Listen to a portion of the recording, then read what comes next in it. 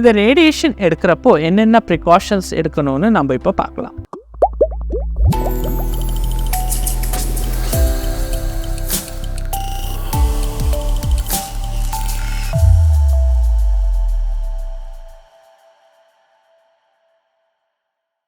இந்த ரேடியேஷன் டைமில் ரொம்ப முக்கியமானதுன்னா நியூட்ரிஷன்னு சொல்லுவோம். நம்ம பாடியில் அதிகமான புரோட்டீன் சத்து இந்த ட்ரீட்மெண்ட் டைமில் தேவைப்படும். அதனால் அதிகமான முட்டை, பருப்பு வகைகள், முளைக்கட்டின பயிர் இதெல்லாமே நம்ம அந்த ரேடியேஷன் டைமில் எடுத்துக்கிறது மூலமாக நம்மளோட பாடி நியூட்ரிஷனை இம்ப்ரூவ் பண்ணிக்க முடியும். அடுத்து நம்ம பார்க்க வேண்டியது ஹைட்ரேஷன். இந்த ரேடியேஷன் டைமில் நம்ம பாடியில் அதிகமான நச்சு பொருட்கள் ப்ரொடியூஸ் ஆகுது. அதை வெளியேற்றுறதுக்கு ஹைட்ரேஷன் ரொம்ப முக்கியமானது.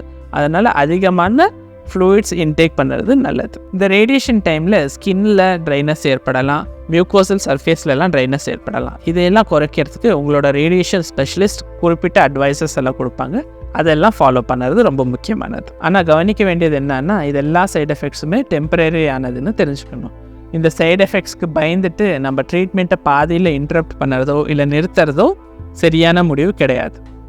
இப்படி பண்ணதுனால என்னாகும், அந்த டிசீஸ் அந்த ஸ்டேஜை தாண்டி அடுத்த ஸ்டேஜுக்கு போகக்கூடிய ரிஸ்க் இருக்கும். அதனால் கரெக்டான ட்ரீட்மெண்ட்டை கம்ப்ளீட் பண்ணுறது ரொம்ப அவசியமானது. நன்றி.